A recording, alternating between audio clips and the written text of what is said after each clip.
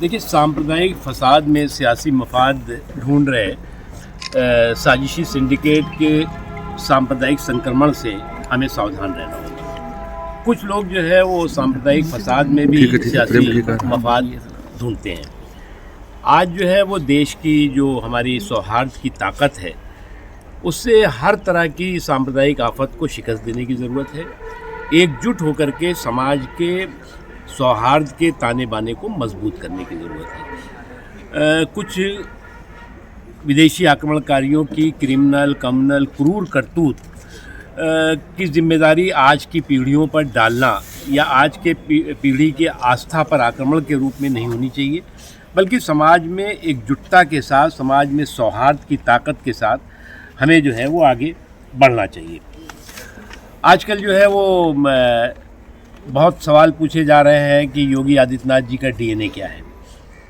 मैंने बहुत तलाश किया तो उनका डीएनए जो है वो दंगाइयों की कुटाई, बलवाइयों की ठुकाई और समाज के सौहार्द और सुरक्षा की भलाई, यही है उनका डीएनए। और जिनको इस डीएनए में कहीं खोट नज़र आता है तो निश्चित तौर से उनकी नीयत में कहीं ना कहीं खोट है। उसके अलावा जैसा कि आप देख रहे हैं कि बांग्लादेश में जिस तरह से वहाँ के अल्पसंख्यकों, वहाँ के हिंदुओं के साथ जुल्म और जुर्म की पराकाष्ठा हो रही है, उससे एक बात साफ दिखाई पड़ रही है कि बांग्लादेश में बांग्लादेश के निज़ाम को, बांग्लादेश की व्यवस्था को वहाँ के कुछ कट्टरपंथी लोगों ने, कट्टरपंथी ताकतों ने हाईजैक कर लिया है। और ऐसी ताकतें जो ताकतें की तालिबानी मानसिकता की है, जो ताकतें की अलकायदा जैसी संस्थाओं के साथ जुड़ी हुई हैं, जो आतंकवाद और अलगाववाद के रास्ते पे बांग्लादेश को ले जाने की षड्यंत्र और साजिशों में लगी हुई हैं। हमारा मानना है कि बांग्लादेश के लोगों का जो संस्कार है, जो लोगों की संस्कृति है, जो लोगों की सोच है, वो इस तरह की कभी नहीं रही है जिस तरह के आज के हालात और आज के माहौल में जो कुछ दिखाई पड़ रहा है।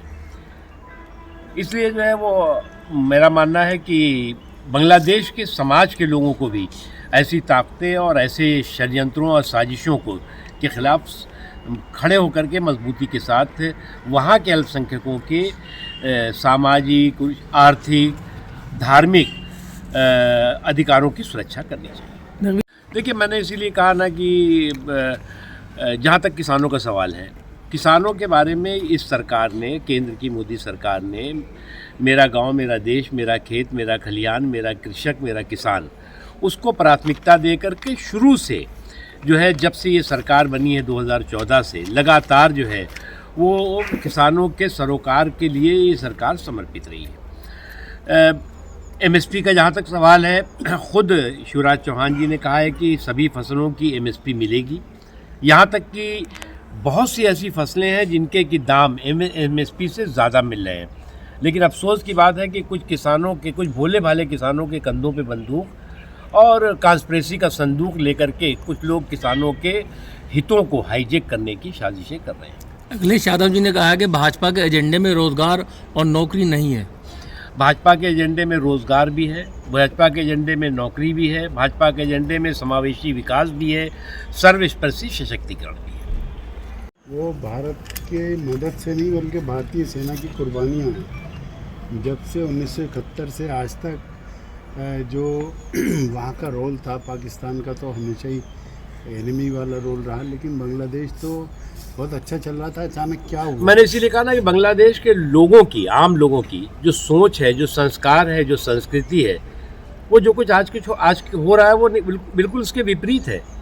और बंग बंधु के नेतृत्व में जो वहाँ पर बांग्लादेश को आज़ाद कराने के लिए, वहाँ की लोकतंत्र के लिए जो लड़ाई हुई और भारत ने मजबूती के साथ इस लोकतंत्र के जो जुनून और जज्बे के साथ जो जंग थी उसमें भारत ने सहयोग किया, सपोर्ट किया। लेकिन ये जो दिन आए हैं, ये बांग्लादेश के आम लोगों के कारण नहीं आए हैं, बल्कि बांग्लादेश की पूरी व्यवस्था को कुछ अलगाववादी, आतंकवादी और कट्टरपंथी ताकतों ने जिस तरह से हाईजैक किया है, उसकी वजह से।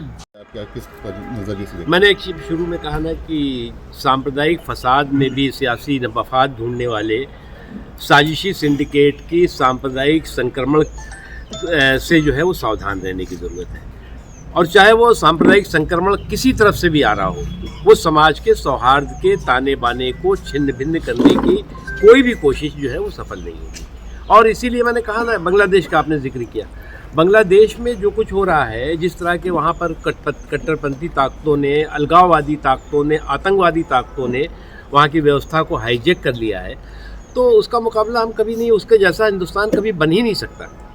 हिंदुओं की सुरक्षा होनी चाहिए और उसकी सुरक्षा को सुनिश्चित करने के लिए बांग्लादेश की सरकार को सशक्त तरीके से आगे काम करना होगा और भारत की ये नैतिक और मानवीय रिस्पॉन्सिबिलिटी है कि वहाँ के अल्पसंख्यकों की रक्षा करे, उसके लिए जो भी करना है।